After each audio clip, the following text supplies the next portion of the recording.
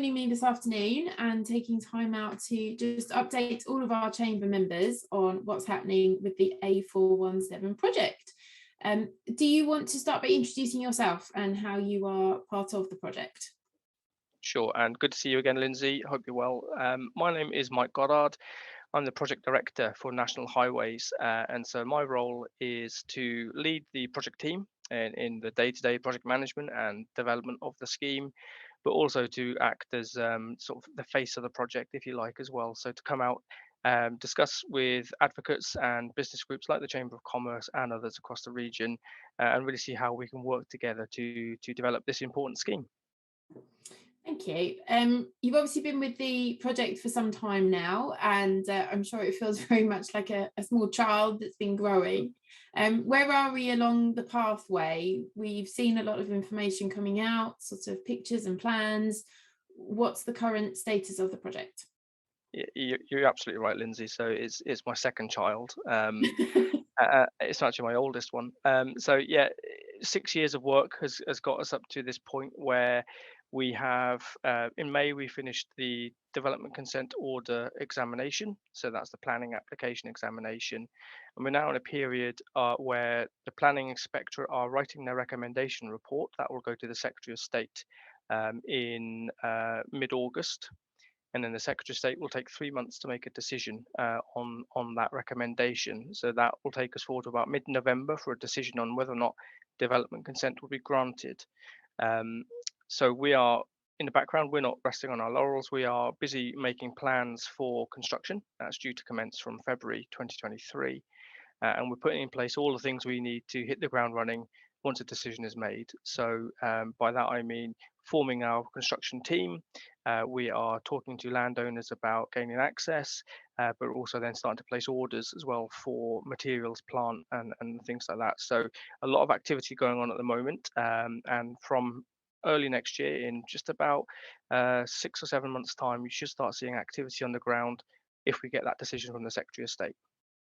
Fantastic. And in terms of the logic of what happens with the project, I presume you're going to build the new part of the road and then connect it up with the old parts, or what are the actual stages that people might see? Will they see things from the very beginning? You're broadly right on how we're going to build the road, Lindsay. Yes, so the what we call the offline section, that's the new section through land to the east of the current road, that will be constructed roughly the same time. We'll be doing work on Crickley Hill as well because we need to widen that and lower the gradient. There's quite a complex interface between those two that we're still doing the fine detail on, but broadly speaking, yeah, offline section first, and then the uphill gradient second. Will then be repurposing the existing A417 from Air Balloon down to Stockwell into a walking, cycling, horse riding route. That will probably be one of the towards the back end of the construction program. Um, in terms of seeing people on the ground from February 23, there will be activity. The first 6 to 9 months will be ecology work. That'll include clearance of vegetation, but also a number of surveys as well around making sure we've got all the flower and fauna, the birds and the bees, logged, recorded, moved where we need to move them, protected where we need to protect them.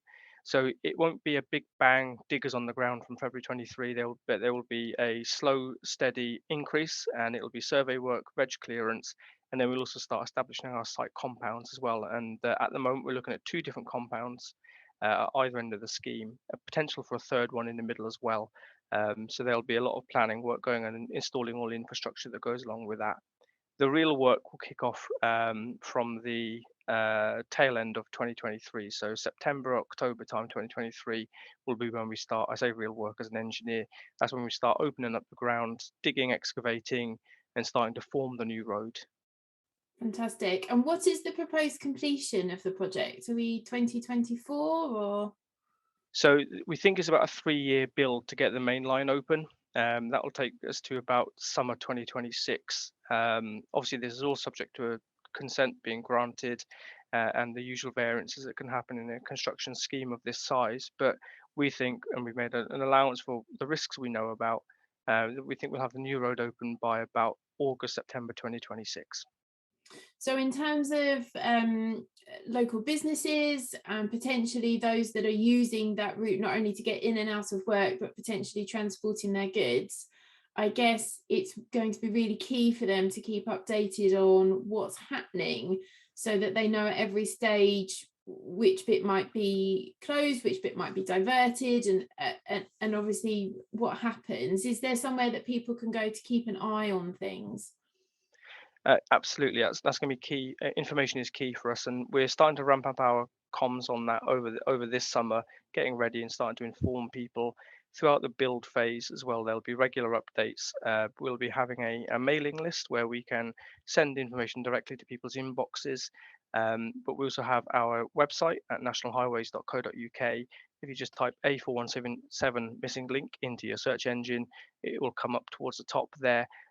Also, we can share the link as part of this as well.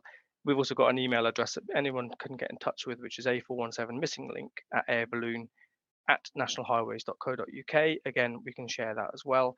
Crucially as well, we're going to have a dedicated person on the ground, on site every day, working with the communities, local residents, businesses as well, to keep them informed, make sure that we're meeting their needs, and to understand what they need to do to get about the area as well while we're doing the build.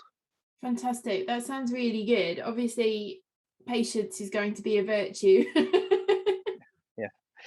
Yeah, absolutely. It's taken us a little while to get to this point, and we're nearly there. I know that a lot of people are very keen for this scheme to come forward. One of the things we hear the most is get on with it, and we are working as hard as we can.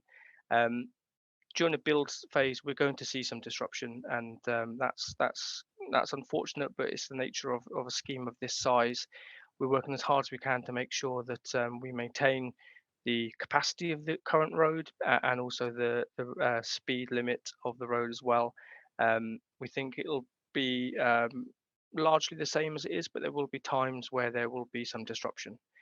What I'd ask is if people can just have that bit of patience with us while we're working as hard as we can, and just to bear with us while we do that. If there are any problems, of course, I've given you the contact details and we share those as well. Just get in touch and we'll see what we can't do. Because the key thing in all of this with the A417 Missing Link team is that we are here to do this with people and we don't want to do it to people. So if there's anything we can do to help, then just get in touch. Fantastic. That's great. Mike, thank you very much for your time. I really appreciate it. And for all the chamber members watching at the moment, do feel free to ask us if you can't find the information, but it should be with this video at the end. Hopefully we'll be able to put the links up for you to connect up and jump on the mailing list. Mike, thank you very much. Thank you, Lindsay. Cheers.